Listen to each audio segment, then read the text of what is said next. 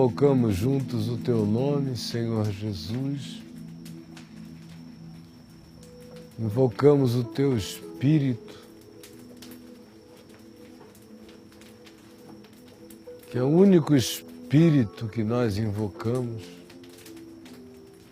É o Teu Espírito, Jesus. Nós somos Teus e queremos ser cheios do Espírito Santo, do Espírito do Evangelho, do Espírito que ressuscitou a Jesus de entre os mortos, do Espírito da vida, da esperança, da novidade de vida, da regeneração, do poder de ser levantado ainda que se caia, do Espírito do perdão que cobre multidão de pecados, do Espírito da graça, sem o qual tudo é desgraça. Por favor, derrama o Teu Espírito sobre mim, sobre nós aqui, sobre tantos quantos em qualquer lugar da terra estejam nos vendo e participando desta hora como se aqui estivessem.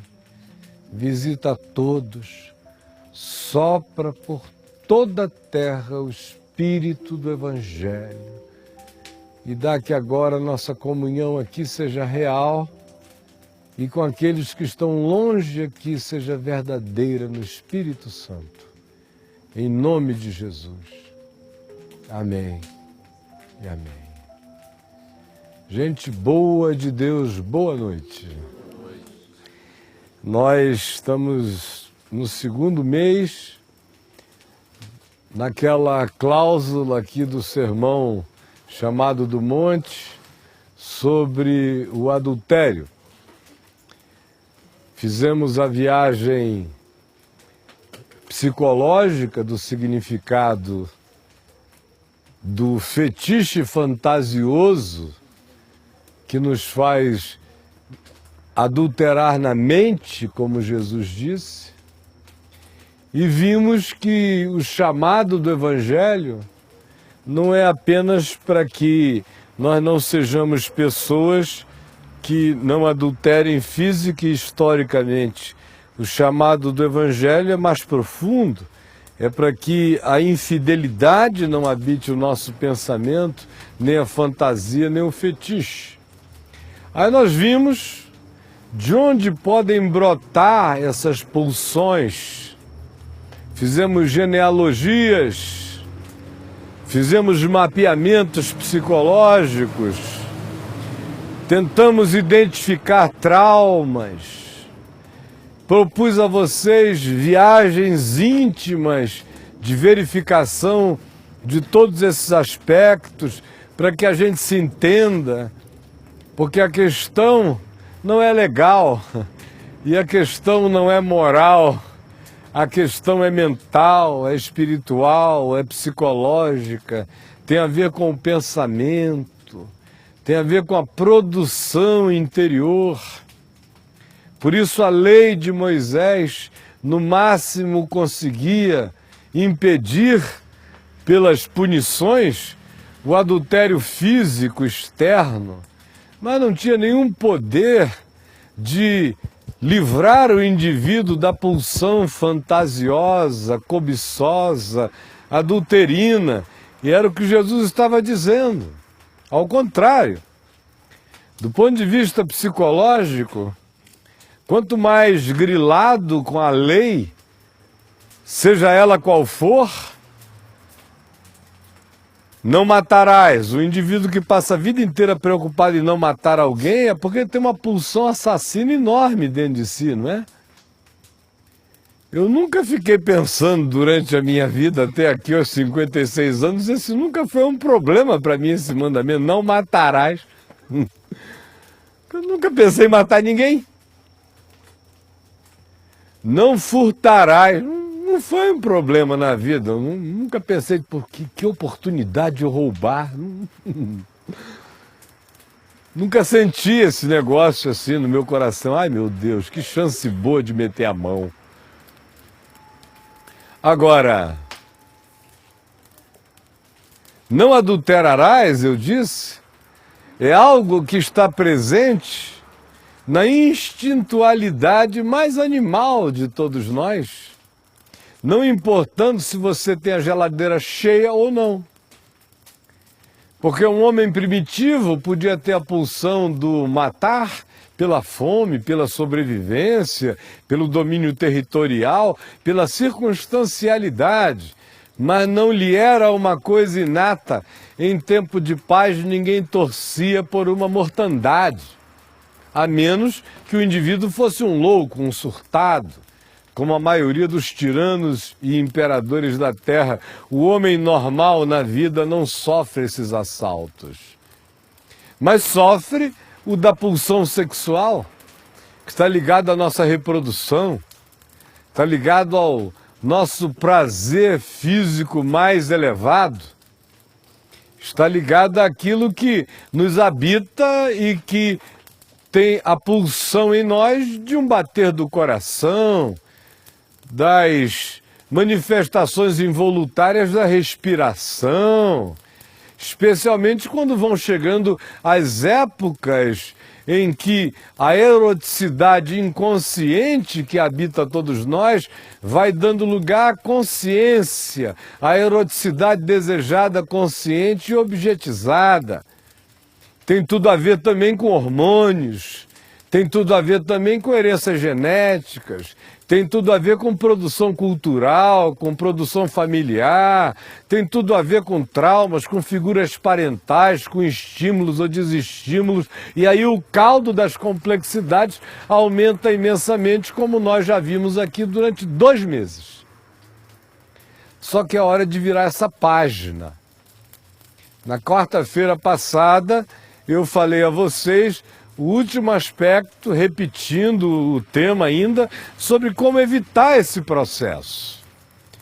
E eu lhes disse que é possível ter uma mente que não viva em estado fantasioso, que não viva em estado de subjetividade adúltera, que não viva nesse estado cobiçoso. É absolutamente possível. Não é nada gigantesco. Gigantesco foi o vício mental no qual nós fomos colocados. Gigantesco é a manipulação, é a indução, é a bundificação da nossa eroticidade. Gigantesca são as mensagens subliminares que para vender um Jeep 4x4 tem que apresentar uma bunda maior do que a tala larga do veículo. Gigantesca é todo o movimento que diz a você que não existe saúde psicológica sem poder de matador ou sem o poder sedutor de uma mulher irresistível. Gigantesco é esse poder avassalador que faz de cada um de nós seres que só conseguem se afirmar na vida, muitas vezes, pela via dessas curricularidades conquistadoras, sedutoras, provocativas, sensuais ou emuladoras, no mínimo, desse desejo no outro. A doença é essa. Mas não é porque a nossa sociedade ficou doente, não é porque nós chamamos a nossa enfermidade de nossa glória, não é porque nós chamamos nos nossos fetiches de nossos hobbies mentais, não é porque nós decidimos nos entregar aos bordéis e ao panteão das deusas imaginárias e dos deuses sedutores, construindo para nós uma realidade imaginária simplesmente para nos remeter cada vez mais para um projeto de insatisfação, porque só se distancia cada vez mais do mundo real. E o mundo real fica sem capacidade de atender a demanda fantasiosa da nossa mente imaginativa e incontrolável. A doença é nossa, e não é porque a doença é nossa que o mandamento de Jesus não seja possível de se instalar em nós e não seja passível de, em se instalando em nós, produzir em nós uma mente capaz de pensar o que é puro, o que é bom, o que é agradável, o que é desejável, o que é de boa fama, o que existe louvor e o que pode ser pensado em voz alta. Pensado em voz alta. A saúde mental da gente chega e nos alcança quando a maior parte dos nossos pensamentos podem ser pensados em voz alta, só não o são pela inconveniência ou a desnecessidade. Ou quando quem está diante de nós é um insensato, é aquele acerca do qual no Sermão do Monte, que nós estamos vendo e tratando, Jesus chama de espiritualmente o porco, que é aquele para quem nós não devemos entregar as nossas pérolas, porque porco só dá valor à babugem, desprezará as pérolas e nos devorará. Mas o meu melhor estado mental é aquele que me pode fazer pensar em voz alta qualquer coisa, porque mesmo o meu pensamento mais arguto não venha carregado de malícias definitivas, nem de juízos peremptórios, no máximo especulações de uma mente que ainda deixa tudo em aberto e não cria conclusões, porque sabe que o coração dos homens não foi aberto nem desvelado e que só Deus conhece a intimidade de cada um. Mas é possível ter uma mente que olhe para cada mulher que passe na rua sem objeto de cobiça. É possível ter uma mente que não olhe para cada homem interessante, inteligente, admirável, como um objeto de desejo. É possível ser normal. E eu disse que para que isso aconteça é preciso, em primeiro lugar, admitir a doença das nossas anormalidades e os vícios das nossas tortuosidades antigas e dos condicionamentos pavlovianos, mentais, nos quais nós nos colocamos, especialmente os machos, que já foram treinados num exercício da observação voyeurista, desde criança. Alguns pais já batendo até na bunda do menino, dizendo, olha lá menino, olha lá menino, olha lá menino. Eu contei dezenas de histórias aqui, não vou me repetir. Então, página virada, quem não assistiu está no meu site, no site da VMVTV, entrem lá no Caminho do Discípulo, assistam tudo, internalizem. Ponto, parágrafo. Vamos ler então o que hoje nos concerne, ainda na mesma sequência. Mateus, capítulo 5.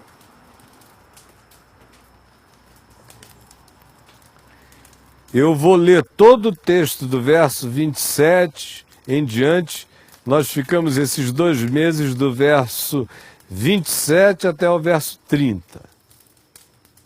Mas eu vou ler tudo para vocês terem o contexto antecedente vivo na mente.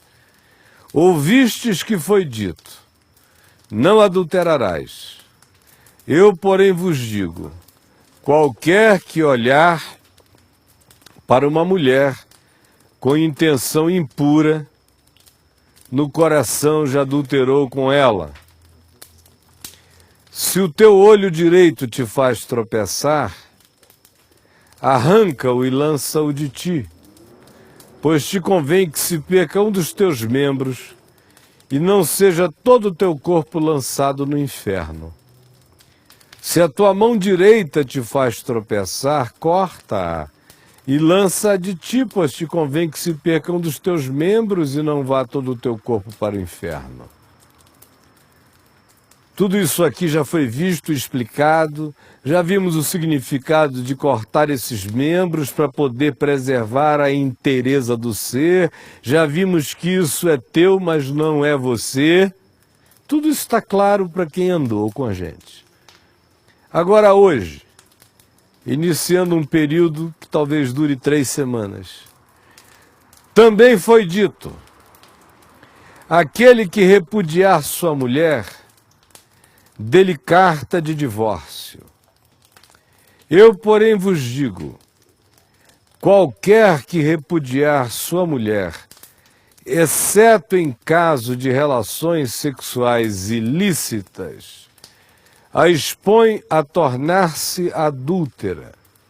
E aquele que casar com a repudiada comete adultério. De onde vem a primeira afirmação, do verso 31, também foi dito, que é equivalente ao que está dito no verso 27, ouvistes o que foi dito, que é equivalente ao que está dito no verso 21, ouvistes o que foi dito aos antigos, é equivalente ao que está dito no verso 33, também ouvistes o que foi dito, 38, ouvistes o que foi dito, 43, ouvistes o que foi dito. Isso tudo era se referindo a Moisés. Ora, se todos esses ouvistes o que foi dito são referentes a Moisés, vamos ler a lei original de Moisés, aqui em Deuteronômio, no capítulo 24. Abriu? Ou não tem nada para abrir? Se não tem nada para abrir, abra o coração, por favor, e preste atenção na leitura. Olhe só. Se um homem tomar uma mulher e se casar com ela, e se ela não lhe for agradável aos seus olhos, por ele ter achado coisa indecente nela, não é porque o nariz dela cresceu um pouquinho, não. É porque ele achou coisa indecente. Se ela não lhe for agradável aos olhos, não é porque, poxa vida, eu conheci 3 quilos mais magra. Não, é porque ela fez uma indecência. E se ele lhe lavrar um termo de divórcio e lhe o der na mão e a despedir de sua casa, e se saindo de sua casa for,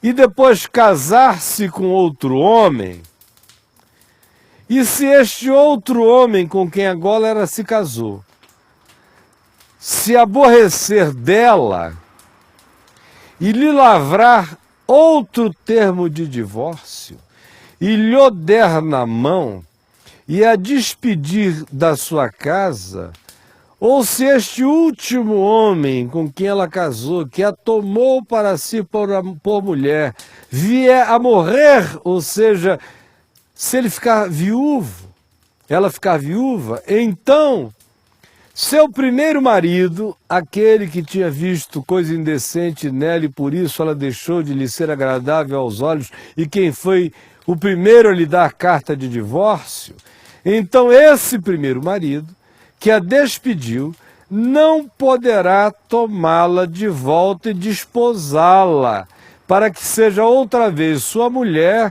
depois que ela foi mulher de outro homem, pois é abominação perante ao Senhor. Assim não farás pecar a terra para que o Senhor teu Deus te dá por herança. Esse era o texto de Moisés. A finalidade dele é clara e é óbvia. Era preservar o significado na primitividade daquela sociedade hebreia, andarilha, e que depois veio a se estabelecer na terra de Canaã, o sentido de família, de homogeneidade, porque a ênfase aqui toda é em contaminação, é em confusão. Esse era o espírito da lei de Moisés, naqueles dias. Aqui em Mateus 19, nós somos informados de que um grupo de fariseus e religiosos se aproximaram de Jesus e perguntaram a ele o seguinte, disseram a ele, ao invés de perguntar, Moisés nos mandou dar carta de divórcio às nossas mulheres. E Jesus disse: não, Moisés não mandou. Moisés consentiu que vocês dessem carta de divórcio às vossas mulheres por causa da dureza dos vossos corações, pois não foi assim desde o princípio. E também no texto de Mateus 19, nos diz que a questão que por eles era levantada é permitido, portanto, que se dê carta de divórcio à nossa mulher por qualquer motivo? Por que que essa questão estava tão presente ali nos dias de Jesus? Por que que ele puxou esse assunto aqui do nada em Mateus 5? Quando na realidade esse assunto só vem à pauta provocada por terceiros a ele, lá na frente em Mateus 19. É porque para ele era algo importante. A primeira importância tinha a ver com saúde mental, que foi o que a gente viu nesses 2 meses. O significado de se desenvolver uma mente fantasiosa e as doenças que ela produz. De modo que o tema do adultério é apenas o fetiche recorrente mais frequente, porque se associa às nossas instintualidades mais básicas e que podem sofrer processos de perversão com facilidades muito maiores, especialmente com os estímulos de todas as naturezas e com as doenças culturais dentro das quais a gente é criado. Agora, uma vez que isso foi visto, agora nós estamos diante não mais de subjetividades. Nós estamos diante de uma outra situação, que é a seguinte. Nos dias de Jesus, essa questão tinha se transformado numa questão importantíssima no meio religioso, nas discussões à volta dele. E a razão é simples. Pouco tempo antes, tinham estado presentes e vivendo em Israel 2 rabinos que representaram 2 escolas tão importantes em Israel, que são honradas em Israel até o dia de hoje. 2 das principais ruas de Jerusalém são a rua Shammai e a rua Hillel. Rabino Shammai e o Rabino Hillel. Eram 2 figuras contemporâneas e antagônicas, teologicamente falando. Porque o Rabino Shammai era considerado conservador. E o Rabino Hillel, extremamente mais liberal, mais aberto. Então, obviamente, aqueles que queriam perspectivas de vida mais abertas para concessividades se serviam das interpretações do Rabino Hillel. E os que gostavam de interpretações mais aferradas à letra da Escritura louvavam o Rabino Shammai. E por que esse conflito estava assim tão intenso nos dias de Jesus?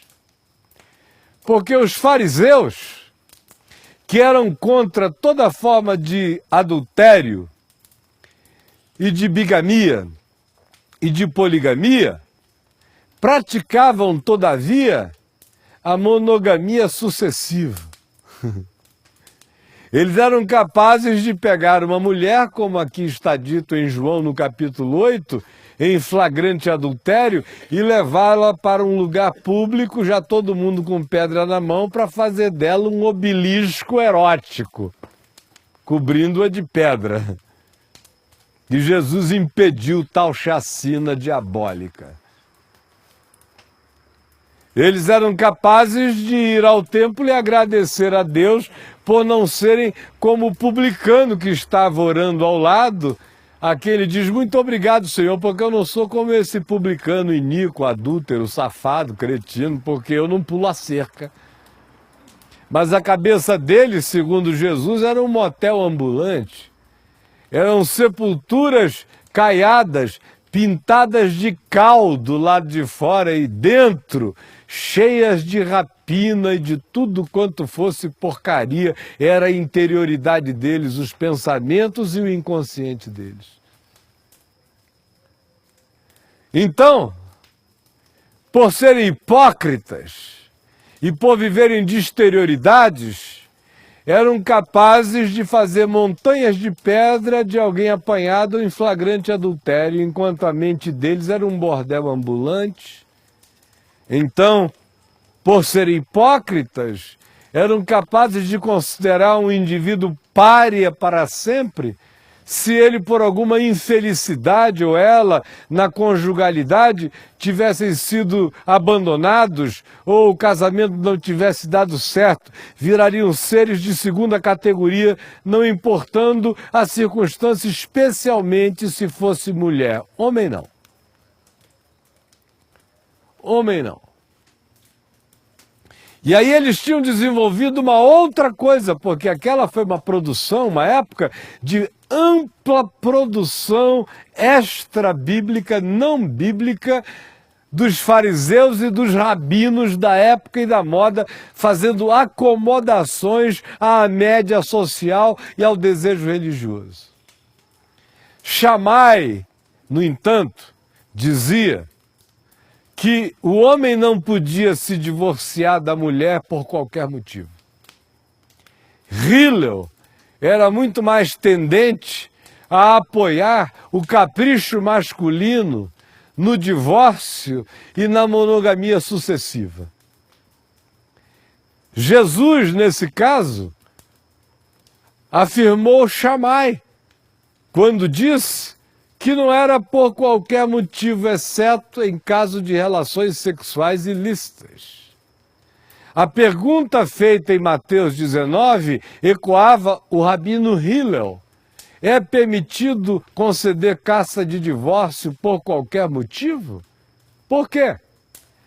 Porque os homens estavam se divorciando das mulheres, e você tem isso em textos judaicos preservados nas bibliotecas de Israel até hoje, textos daqueles dias, milhares de textos de divórcio, em que o cara alegava o seguinte: o dedo mindinho esquerdo da minha mulher está feio, por isso não quero mais viver com ela.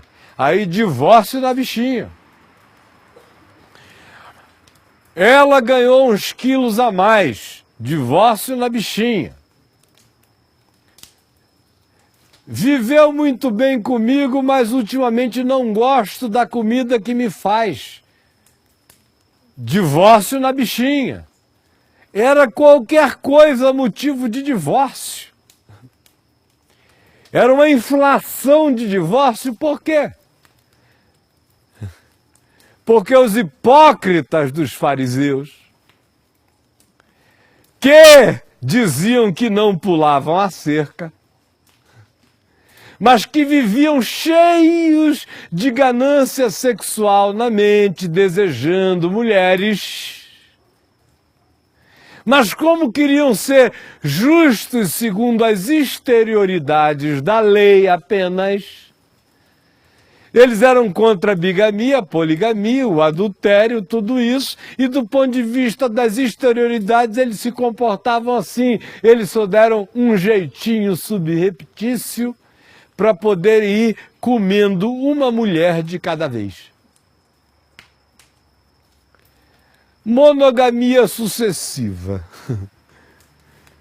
Havia casos de pessoas se divorciarem de uma mulher e casarem 2, 3 vezes no mesmo dia.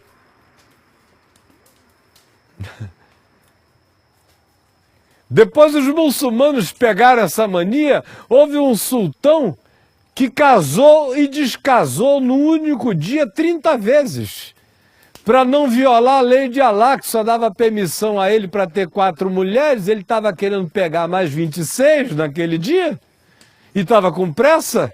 e devia ter tomado um afrodisíaco de cavalo árabe. E ó, casa descasa, divórcio entra outra, monogamia sucessiva. No fim do dia ele continuava um bom muçulmano, casado só com 4. Vocês vejam o que a hipocrisia faz, parece brincadeira, mas são os casuísmos desse tipo que a hipocrisia faz. Por exemplo,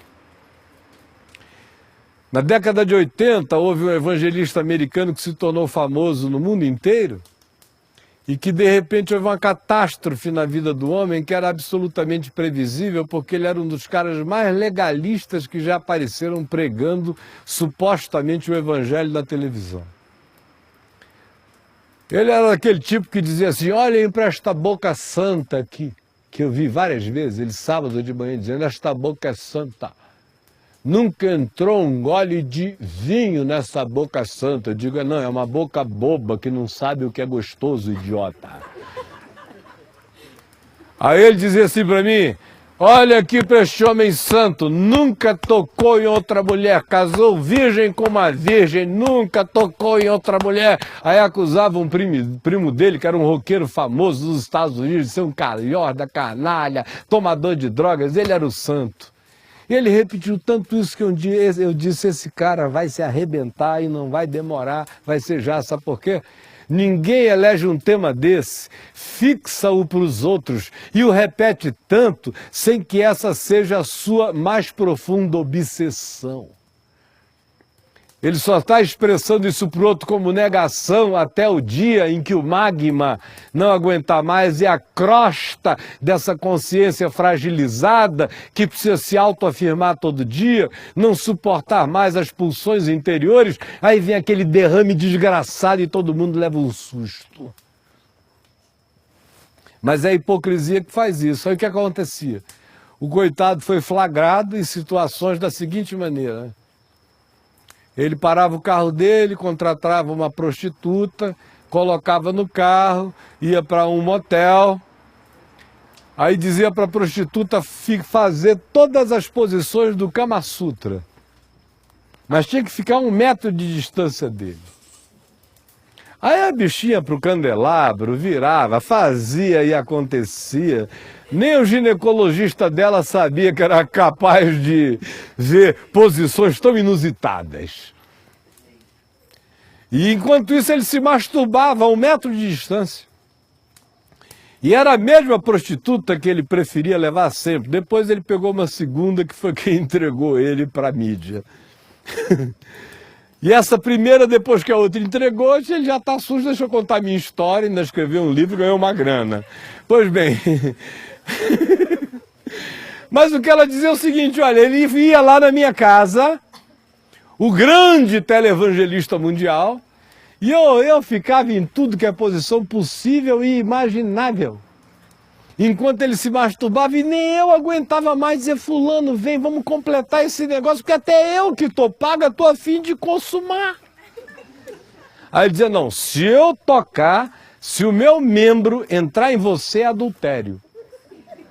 Mas você fica aí a 1 metro de distância e eu fico daqui fazendo meu exercício muscular, que não é adultério. Vocês vejam o que a hipocrisia é capaz de fazer num cara que fica supostamente pregando o evangelho para o planeta Terra e sofre de uma doença dessa.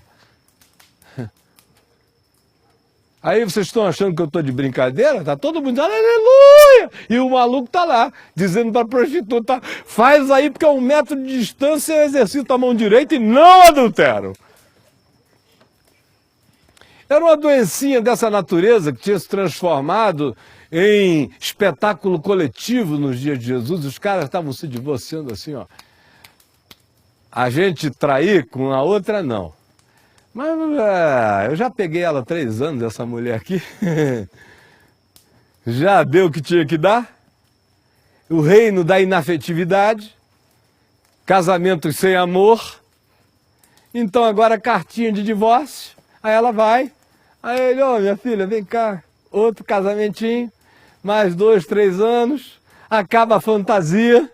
Outra. Tapa. E vai. Indústria de divórcio, por qualquer motivo. Esse é o contexto do Novo Testamento, do que Jesus está tratando, vocês estão me entendendo? É uma indústria de divórcio produzida pela religião, pela hipocrisia religiosa. Publicano e pecador não fazia isso não, publicano sempre foi muito mais franco, eu estou gostando dela, vem cá meu amor. Se der errado, Deus, eu não sei o quê. Agora, o fariseu safado é que precisa criar essa indústria de divórcio, que é para ele poder praticar monogamia sucessiva, harém homeopático, aquele harém de gota, harém de gota, ao invés de qualquer simultaneidade, para se jactar do outro e dizer, eu já peguei ele estava casado, mas eu vi ele dando uma massa em alguém ali, em algum lugar, mas eu sou santo. Não importava nem se o publicano se arrependeu, voltou para a mulher, ficou casado o resto da vida. O fariseu trocou 12 vezes de mulher na monogamia sucessiva e disse que nunca adulterou. Ele viveu num estado mental ininterrupto de cobiça e usava a lei como casuísmo para ir praticando as suas trocas monogâmicas sucessivas enquanto se jactava sobre outros. Esse é o espírito da perversidade que Jesus está tratando. Entendam o contexto, senão vocês não entendem nada, como os cristãos não entendem isso até hoje. Aí ficam querendo fazer disso aqui uma lei, quando de fato, primeiro, não é uma lei, é palavra de vida. E em segundo lugar, querendo transformar a palavra de vida num mandamento de morte para as pessoas, sem entenderem o contexto no qual isso foi dito, falado e interpretado. Mais que isto, o que acontecia com esta mulher naqueles dias? Sem INSS, sem SUS, sem Lei Maria da Penha. Com a Lei Maria da Penha, as mulheres ainda andam na Lei Maria da Penha. Imagina lá nos dias de Jesus. Sem nenhum amparo legal, dava a carta ela que se virasse. Então qual era a alternativa da mulher naqueles dias? Pensão? Pensão alimentícia. Vocês acham que era isso que acontecia? Hoje em dia que inverteu o papel, tem um bando de cachorra querendo casar com os caras que tem um pouquinho mais de dinheiro, só para ficar 2, 3 anos e sair com pensão e outras coisas. É a volta do peru que é triste, é o bumerangue histórico. São as fariseias de hoje. Tá lotado, ó. E tem um bando de cara aí de 60 anos, careca e barrigudo, crente que é o rei da cocada preta, que tem umas menininhas de 28 achando eles gostosos. São idiotas ou não são? Gostoso, meu irmão. São os real que tu carrega em algum lugar e não sei, ela sabe. Além do que você já meia bomba, é o parceiro ideal, não dá trabalho e gasta muito. Idiotinha. É a volta do bumerangue, mas naqueles dias era por qualquer motivo. E o que acontecia com a mulher? Qual era a alternativa dela? Ela tinha basicamente 2 alternativas, ou 3. A primeira alternativa era tentar arranjar um outro casamento, segundo a lei de Moisés. Porque aqui na lei de Moisés se dizia que ela sendo repudiada e tendo oficialmente uma carta de divórcio, de repúdio, de que o marido a tinha mandado embora, mas tinha mandado legalmente, aquilo dava uma certa validade para ela continuar a vida minimamente. Ela podia ter uma segunda alternativa, casar com alguém. Se esse cara a deixasse, é que a bichinha não podia casar de novo, nem se ele morresse, ela poderia voltar para o primeiro marido, nem que ele a quisesse. Esse era o limite da lei antiga de Moisés. Aí vem Jesus e olhando aquele cenário, vê quais são as alternativas daquelas mulheres. A alternativa número 1 é esta: tentar encontrar alguém que a queira. Em geral, um cara que já quebrou a cara também em algum lugar, aí juntam 2 quebrados, vão para a guta de adulão conjugal para ver se dão certo, né? Ou então tinha que ser uma gata gatíssima para ter sido repudiada pelo marido e um cara ainda não casado querê-la. Do contrário, o que sobrava para ela era o sujeito que já vinha machucado e dizia assim: vamos ver se a gente junta os nossos cacos e faz alguma coisa melhor da nossa vida. Quem desse essa sorte tinha ganho na loteria. E o preconceito. A maioria não queria casar com mulher que já tivesse sido casada, só queria papar. Papar, bichinho. Aquela perversão, aquele tesão adoecido do macho primitivo, que diz: eu não quero casar com a ex-mulher do fulano, gostoso mesmo é pegar ela e imaginar que eu estou pegando a mulher dele. São 2 tesões, um de pegar a mulher e outro de imaginar que é do outro. E a tamanha doença perversidade do macho pegador é essa. E não tem um macho aqui para se ficar em pé e me dizer que não é isso que rola por aí.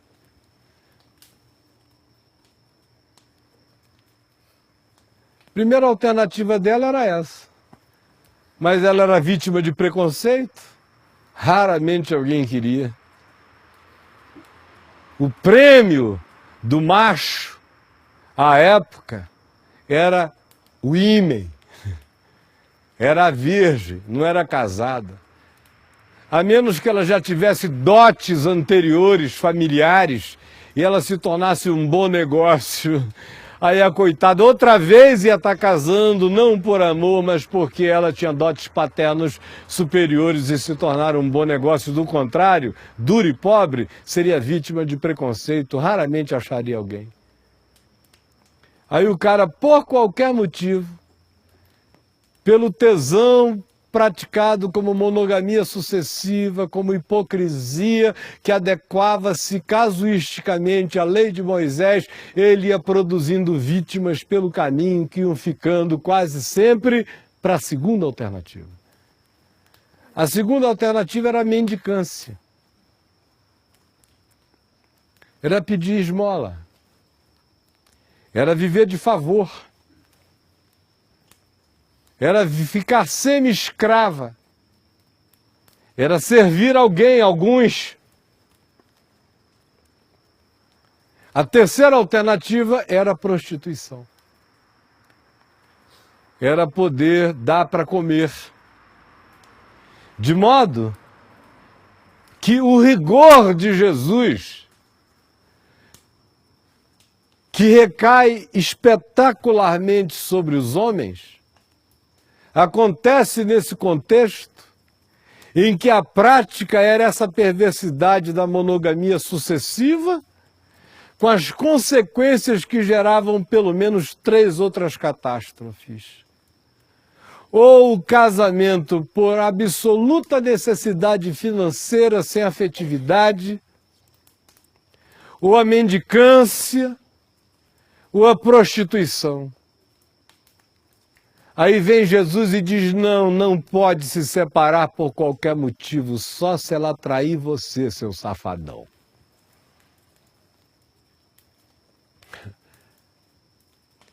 Aí a gente leva esse choque hoje em dia, porque diz: pelo amor de Deus, tem tantas razões horrorosas para o homem e uma mulher se separarem que não seja apenas a traição física. E é verdade. É ou não é?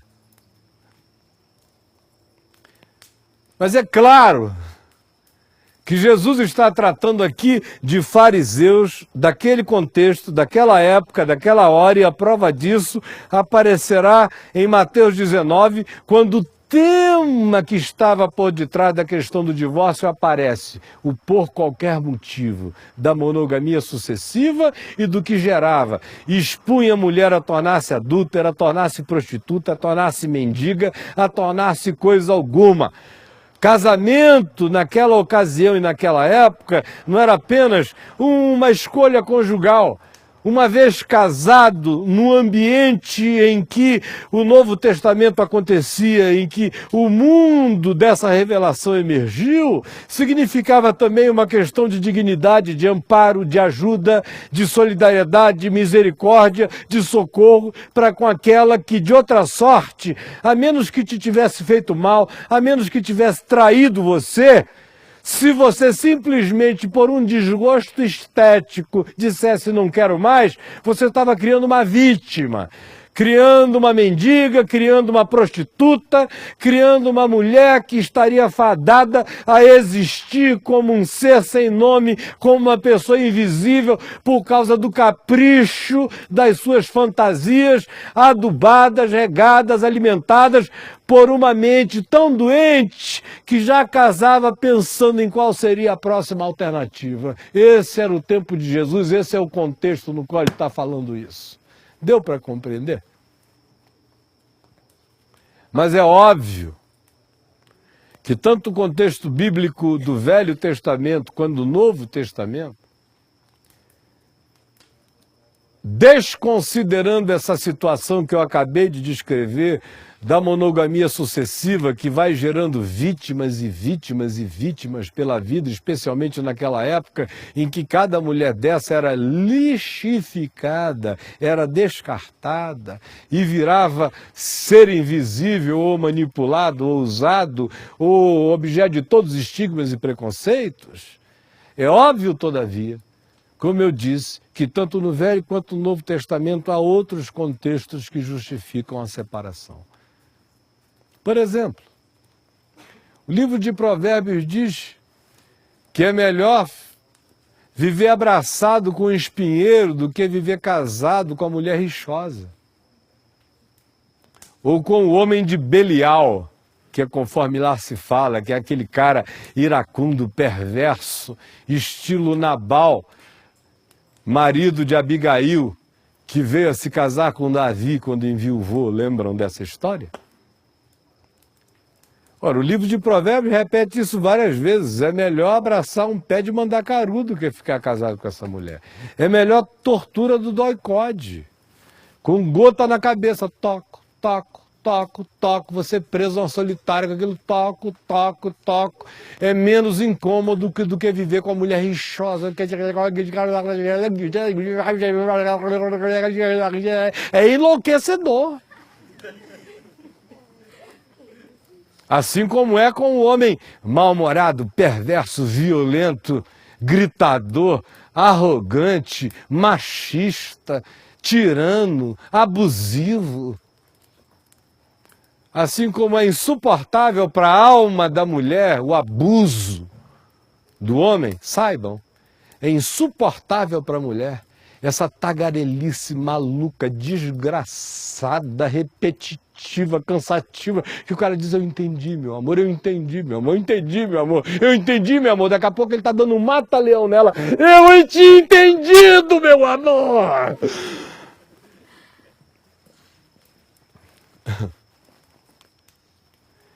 O livro de Provérbios diz que é melhor casar com o mandacaru ou ir pro doicode, significando dizer, não dá.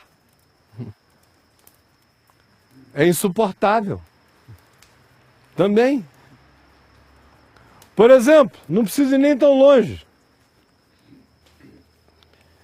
Para a gente dar logo um salto e pular dezenas de outros textos e exemplos do Velho Testamento, vamos logo chegar aqui em 1 Coríntios 7, quando Paulo diz que basta que na conjugalidade se institua um espírito de guerra e de hostilidade, para que eles se separem, porque Deus vos tem chamado à paz.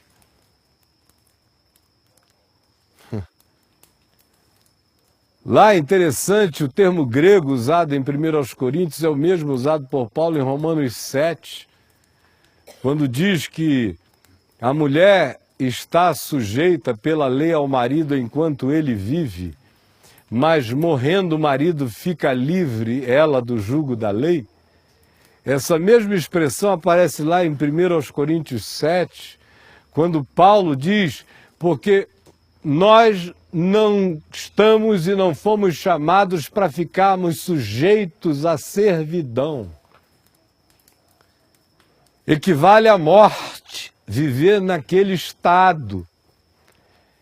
Equivale a uma viuvez psicológica existir naquele estado.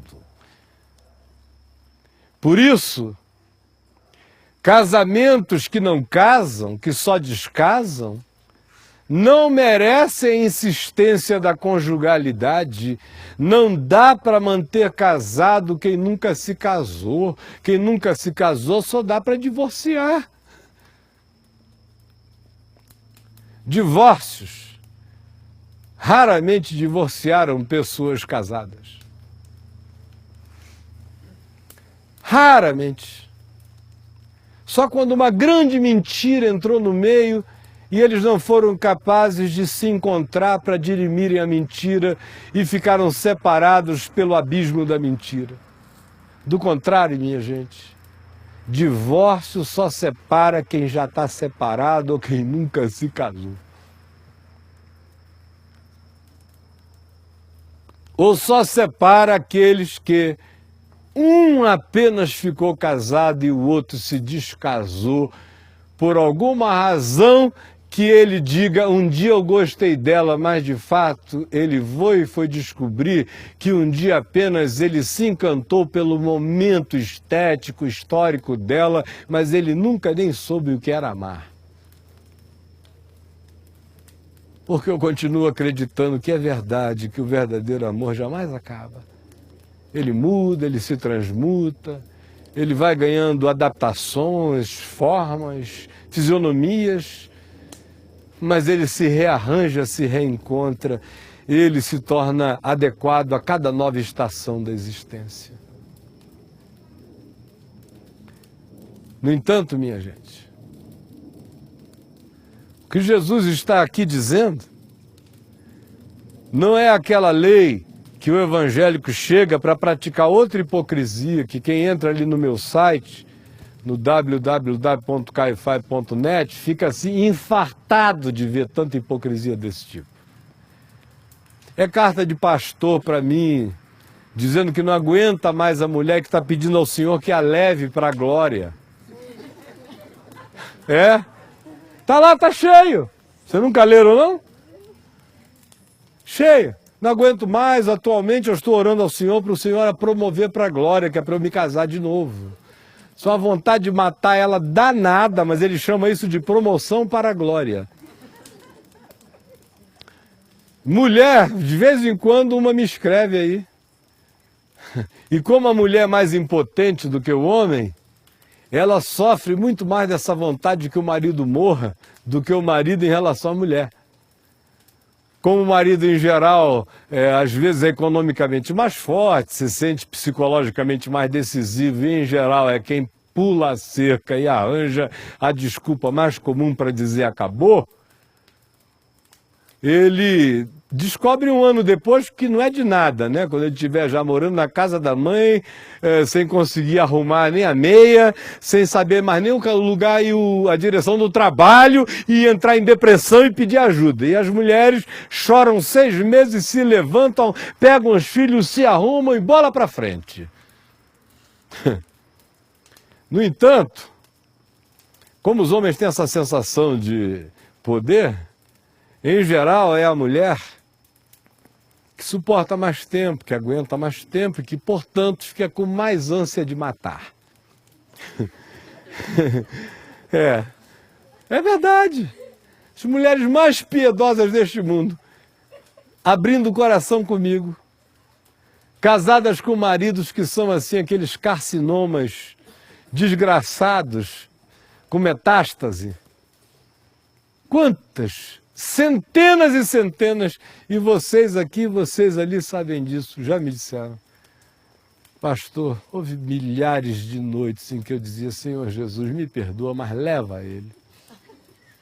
Isso é uma maneira poética de pedir a morte, né? Meu Senhor Jesus, me perdoa, por favor, leva ele.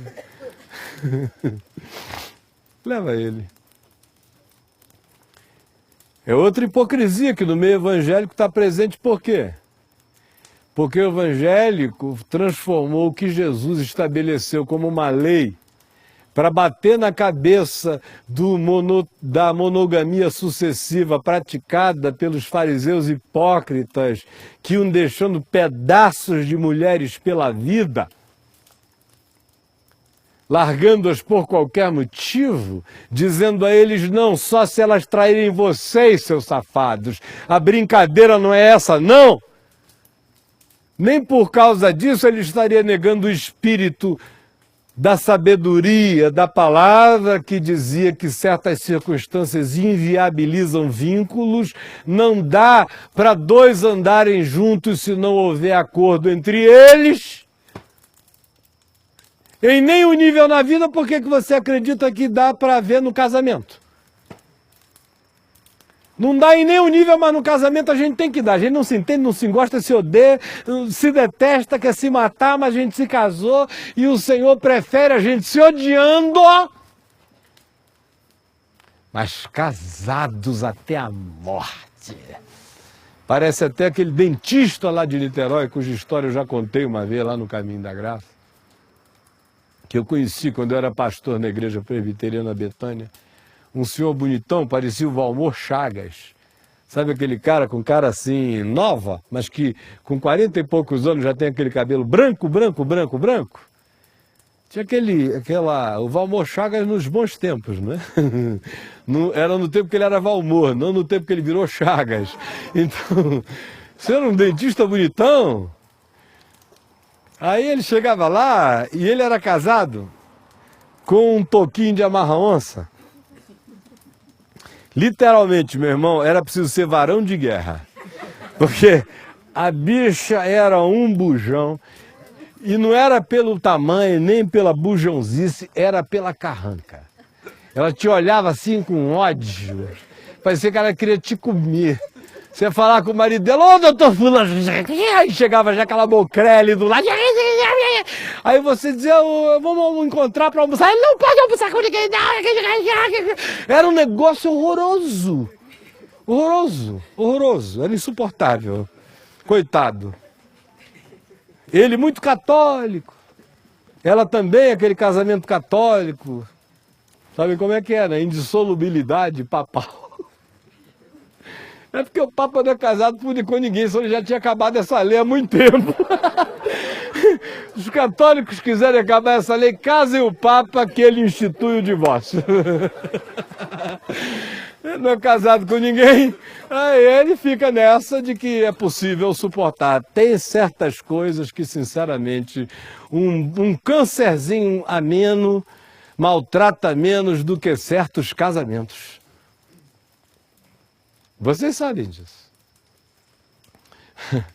Mas o dentista, ele ia lá de vez em quando, ele já era amigo do reverendo Antônio Elias antes de mim, e depois o reverendo Antônio Elias apresentou-me a ele continuou frequentando, ele gostava de uma escola dominical. E a mocreinha ia, né? E ela era tão carrapato que ela não deixava o cara ter uma secretária. No consultório era ela. Você tinha que encarar aquele negócio quando chegava lá. E ela, a bicha já dava até dor de canal. Quando você olhava para ela, ai meu Deus. Aí ficava do lado, não deixava ele conversar nada com você. Dizia para ele: para com isso, seu bobo, para de falar. Isso aí não sei o quê. E o cara ali, coitado. 30 anos de casado, 35 anos. Ele foi fazendo 60 anos. Aí um dia eu perguntei ao reverendo Antônio Elias: escuta, reverendo, como é que está o doutor fulano? Nunca mais eu ouvi. Ele falou: ih, rapaz, eu não te conto. Aí eu falei: o que houve com ele? Ele falou: se suicidou. Eu falei: o quê? Aquele senhor tão legal, tão alegre, se suicidou. Ele falou: o pior foi a carta. Aí eu falei: mas que carta, reverendo? Era uma nota simples, meu filho. Aí eu falei: que nota? Ele escreveu: como disse na Igreja Católica diante de Deus que estaria casado com você até a morte, não tendo coragem de te matar, me matei.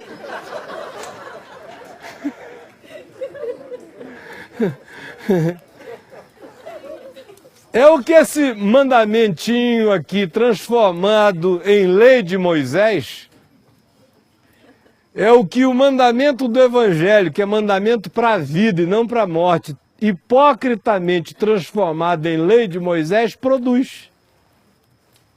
Monte de casal evangélico ali se odiando, querendo se matar, se boicotar, não sei o que, vão criando uns filhos monstrengos, disfuncionais, famílias que não, porque eles não podem se separar, eles podem se odiar até a morte desde que continuem casados. Porque a igreja demanda isto deles. O nome dessa igreja só pode ser Satanás. Porque Satanás é que quer que dois caras fiquem ali até a morte, se matando. Jesus mandou amar o inimigo. Aí você diz, então por que você não ama a sua mulher como inimigo? Não é? Então não casa com ela, meu irmão. Porque Jesus mandou amar a mulher como mulher. Cuidar dela. Parte mais frágil. Amá-la.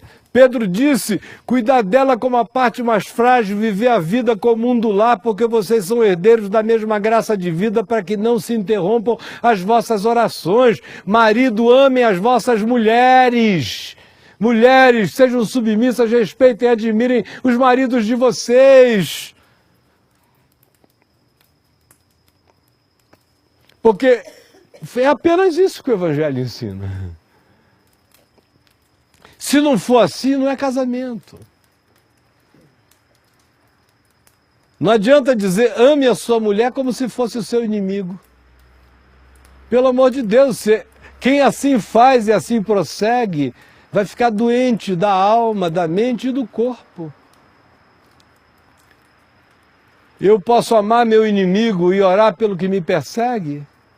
Porque eu não durmo com ele, eu não abro a perna para ele, eu não tenho que fingir que a boca dele é gostosa, eu não tenho que chegar em casa e dizer meu amor todo dia. Ele é só o meu inimigo, ele me maltrata e eu digo, Senhor, tem misericórdia dele. Ele me persegue, eu digo, Senhor, tem piedade dele, eu fujo, eu evito. Mas tem gente que parece que quer que os casamentos sobrevivam assim, o marido amando a mulher como quem ama o inimigo, e a mulher o marido do mesmo modo.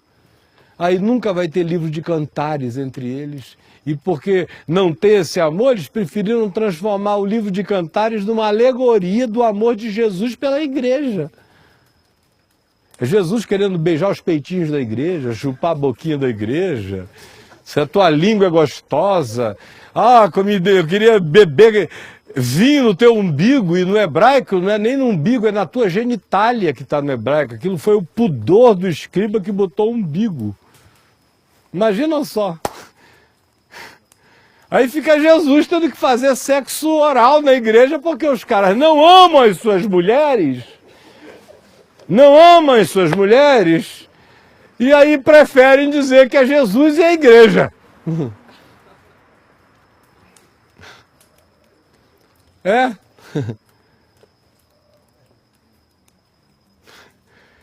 Dura essa palavra, porém absolutamente verdadeira. Quem tem ouvidos para ouvir, que a ouça. Mas a hipocrisia religiosa presente gera espírito de homicídio. Gera aquilo que a gente tratou lá na tenda durante os 2 meses anteriores a esse ponto aqui.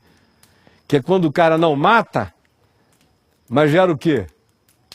Olha o casamento que não produz um divórcio digno, que por causa de se transformar a lei da vida em lei da morte, não entendendo que Jesus estava salvando pessoas e não condenando pessoas da escravidão quando disse o que disse, pela via da hipocrisia ignorante, institui-se o homicídio subjetivo pela permanência do casamento objetivo dos cônjuges que só são casados no papel e são divorciados de alma, um mora aqui, o outro em Andrômeda.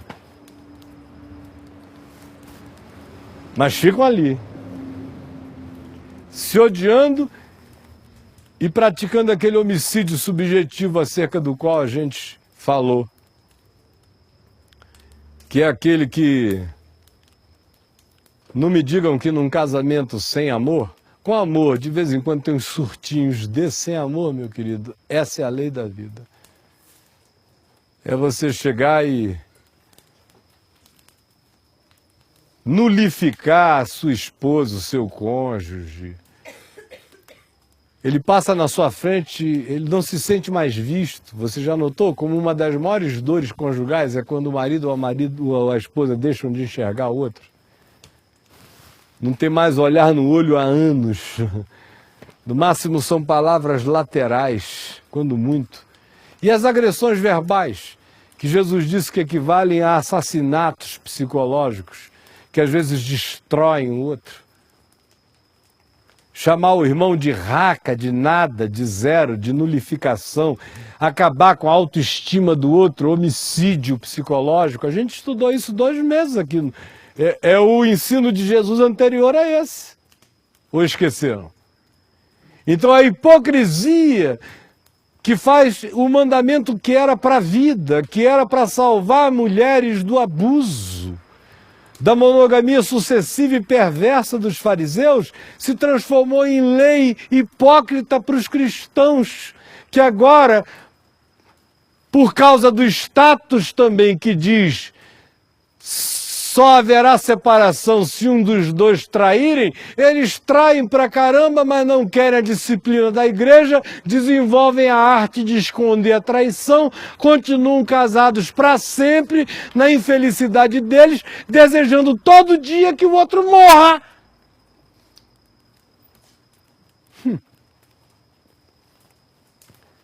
E vem me dizer que ele é o santo que está obedecendo à lei de Deus, porque continua casado com essa pessoa que ele quer que morra todo dia.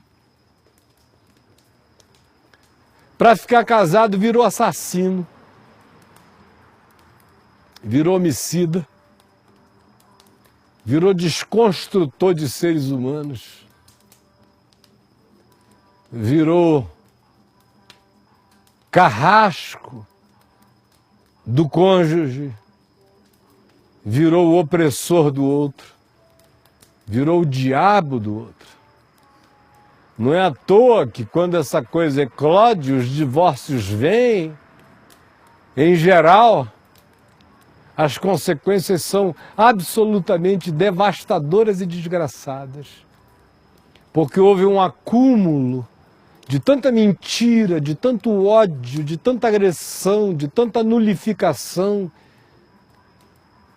de tanta desconstrução do outro, de tanta desadmiração, de tanta amargura calada, de tanta gritaria que não falou verdade, só enfiou facas verbais no outro e não tomou decisões de vida, que no dia que o negócio eclode, há aqueles casos que viram casos de páginas policialescas. E há aqueles milhares de outros que apenas se transformam em catástrofes absorvidas por filhos, que se transformam em dores emocionais que às vezes duram anos e alguns duram para a vida inteira, que às vezes desviam o caminho de um ser humano que tinha tido até então uma certa retidão de caminhar e depois daquilo fica tão desorganizado mentalmente que se perde no roteiro da jornada, porque a religião impõe que a menos que a tua mulher te traia, ou a menos que o seu marido traia você, vocês são obrigados a ficar juntos, se maltratando, se fazendo mal, se odiando, não se dando bem, para o resto da vida. Porque não entenderam que aquilo que era mandamento para a vida, acabou sendo reinterpretado por nós como mandamento para a morte. Aquilo que era para evitar a prostituição, o abandono, o descartamento, a lixificação feminina, aquilo que era para evitar a doença fantasiosa e fetichista dos religiosos hipócritas que não adulteravam fisicamente, e não eram bígamos e não polígamos, mas praticavam monogamia sucessiva, foi agora instituído como coisa oposta e que tornou-se lei dos crentes e que tem feito com que gente que casou porque um pastor mandou, porque uma profetisa disse, só porque um era tenor e a outra era contralto e não tinham mais nada a não ser viver naquele mundo, onde naquele lugar se dizia que se não se casasse com gente da mesma ordem, denominação, fé, comunhão e geografia política de templo, se estaria até em pecado e em julgo desigual. Você que foi vítima de tanta coisa, que não teve outra alternativa a não ser casar com o filho do pastor que te foi empurrado e que está aí numa desgraça danada, que a maioria das cartas que os crentes me mandam é isso, porque tem que casar cedinho, se tiver alguma relação sexual antes do casamento tá danado, aí o cara para poder transar se casa errado. Um ano depois está todo mundo querendo se deixar, mas não pode, senão o presbítero perde o lugar, o diácono perde a vez, o pastor perde o púlpito, o líder do louvor não canta mais, e eles preferem um circo da religião, viram fariseus, não da monogamia sucessiva, é da torcida para que o outro traia. Como eu já encontrei milhares de pessoas dizendo que pena que ele é fiel. Ou alguns que já chegaram esfregando a mão para mim, diz, graças a Deus, pastor, até que enfim a minha mulher me traiu. E o cara corre lá para a igreja dele para contar logo para todo mundo, para convocarem aquela sessão diabólica, para botarem aquela mulher ali na frente como adúltera, sem saber que ele era a torcida do Flamengo, era o goleiro Bruno, dizendo, vamos lá, macarrão, faz ela trair, essa coisa toda. Quem é que é o culpado aí diante de Deus? Sinceramente, ela carregará o equívoco da sua traição. Ou foi aquele que torceu pela maldade anos e anos, o tempo todo, ele ou ela? É por isso que eu costumo dizer que até para se divorciar, as pessoas primeiro precisam se reconciliar.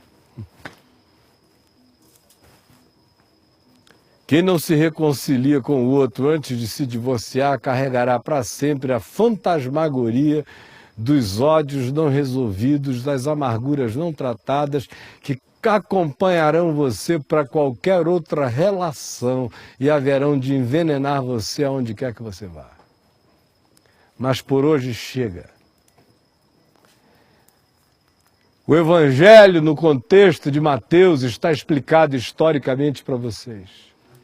Essa explicação já abriu mais da metade da cortina do entendimento. Abriu ou não abriu? Nunca mais vocês lerão esse texto do mesmo modo. Mas a gente ainda nem arranhou a superfície. Nós temos mais ainda 3 ou 4 reuniões para prosseguir. Vamos ficar em pé e vamos orar.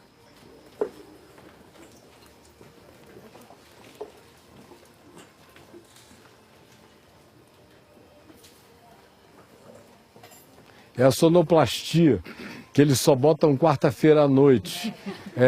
Às vezes é vuvuzela, às vezes é isso aí. Mas é só quarta, de segunda a domingo é um silêncio. Quarta-feira eles botam assim, que é para ver se perturbam vocês. Mas eu fico tão grato a Deus, uma vuvuzela. Que beleza, parece até, eu considero uma trombeta de Jericó, os muros vão cair. Uma musiquinha dessa, nada contra. Eu não gosto de música gospel mesmo. Se fosse uma Cassiane, estava me incomodando. Eu já estava dizendo, eu não consigo pregar assim. Perdi a inspiração. Mas tá tranquilo.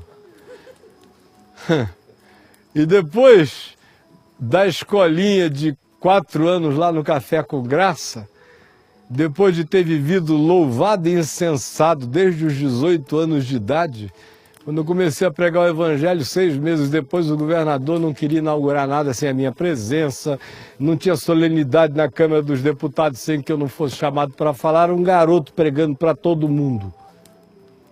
E fui incensado a vida inteira e nunca fiz média com ninguém, dizia o impensável. Tinha gente que dizia, você é doido, como é que você é convidado para falar aqui no Senado e diz para os senadores que eles só fazem leis injustas? Eu digo, olha, não me chamem mais, mas os caras me chamavam, eu voltava e pau na moleira. Nunca fiz média. Deus sabe. E quem acompanhou sabe também. Agora, aqueles 4 anos de Café com Graça, foi uma graça de Deus para a minha vida, sabe por quê? Tinha um monte de crente. O lugar era assim, tinha um jardim de inverno onde a gente se reunia como esse aqui, cheio de tocha, para o lado de dentro era o café. Mas a reunião era ao ar livre e prédios em volta, com exceção de naquela área ali, prédios altíssimos, cheio de crente. Tudo crente Malafaia, crente Macedo, esses crentes. Tinha até os crentes da Ludmilla, que tinha uma igreja lá bem na frente, e um pessoal de lá também gritava uns impropérios lá de cima para mim. Cala a boca, Caio! Os mesmos caras que ficaram 30 e tantos anos implorando, vem, prega, senão a gente morre de ausência sua. Cala a boca, Caio. Eu digo, deixa. E eu tô lá, quietinho, pregando o evangelho. Aí eles, não satisfeitos, começaram a jogar xixi. Eles faziam um saco de xixi. Aí jogavam lá de cima da minha cabeça. Quando o negócio batia, graças a Deus, nunca caiu exatamente na minha cabeça. Eu nunca fui ungido por esse xixi. Mas já caiu assim do lado, gente, de esparramar tudo. Tchá! Aí a gente nunca falou nada, nem com o síndico, nunca uma queixa, nunca nada. Ignoramos total, não façam nada. Aí eles começaram a jogar cocô. Imagina o cara coletar cocô, o trabalho que dá. Você faz exame de fezes, já imaginou o trabalho que dá para juntar aquela porcariazinha para levar ali no laboratório? O cara botar um saco, meu Deus, e juntar cocô humano, fazer um pacotão, dias de caca, para esperar a reunião e jogar lá de cima. Pá! Aí explodia. Tá! Aí eu dizia, olha, não é o bom perfume de Cristo, mas nós somos. E vamos continuar. Aí não satisfeito, começaram a jogar ácido. Ácido. Teve um dia que eles jogaram ácido numa quantidade tão grande, chega a sair queimando na parede assim. Ficou a meio metro do rosto de uma senhora. Ácido. Isso tudo em nome de Jesus. Em nome da igreja. Em nome da verdade do Evangelho contra o adúltero Caio Fábio, que se divorciou. Vocês vejam qual é o espírito. Vejam o que a religião pode fazer na cabeça de um ser humano. E vejam como o ensino do Evangelho é tudo menos isso. E vejam como entender o Evangelho assim é entender o Evangelho pela ótica do diabo. E não do Espírito de Jesus. Jesus é a nossa chave hermenêutica. Como é que ele tratou a adúltera? O que é que ele disse a ela? Violaste a cláusula? Estás perdida? A única coisa que ele disse a ela foi, nem eu tampouco te condeno. A mulher já estava arrependida, quebrada, arrebentada. E ele não veio para esmagar a cana quebrada e nem para apagar a torcida que fumega. Por isso ele disse, nem eu tampouco te condeno, vai e não peques mais. Esse é o Espírito de Jesus. E a pergunta dele a todos nós é, vós sabeis de que espírito sois? Vamos orar. Senhor Jesus, nós queremos aprender o teu Espírito. O Evangelho não é letra, não é lei, é mandamento de vida, não é castração da morte, não é capricho moral da divindade, é mandamento para a vida, é mandamento para gerar inteireza no ser, para gerar verdade em nós, para que os vínculos sejam verdadeiros e não artificiais, para que o vínculo seja amor e não papel e não cartório, para que o vínculo seja verdade e não performance. Por favor, Senhor Jesus, permite-nos entender isso para sempre. E permite-nos também agora prepararmos o nosso coração para os nossos próximos encontros, quando a gente vai aprender o significado tão espiritual, tão visceral de um verdadeiro casamento e de como ele deve ser preservado como uma aliança de graça, de bondade e de misericórdia. Mas ensina-nos também até para aqueles que passaram do ponto de retorno, até para aqueles aonde um quer e o outro não quer mais. Permite que até nesses casos eles aprendam a se reconciliar para poderem se abençoar e escolherem seus caminhos como Abraão fez com Ló. Que a tua palavra tenha sido luz e tenha quebrado grilhões e correntes e cadeias de mentiras e de opressões que produziam só sentimentos odiosos, amargurados e perversos no coração das pessoas. Nós nada podemos contra a verdade, Senhor, senão em favor da verdade. Alinha nossa vida com a verdade, mas também salva-nos dos caprichos do nosso coração, porque enganoso é o nosso coração, desesperadamente corrupto. Só tu o entendes. Eu quero submetê-lo todo dia à sabedoria do mandamento e fazer escolhas segundo a vida e não segundo a coceira de uma vontade súbita. É o que eu te peço por mim e pelos meus irmãos todos, em nome de Jesus. Amém e amém.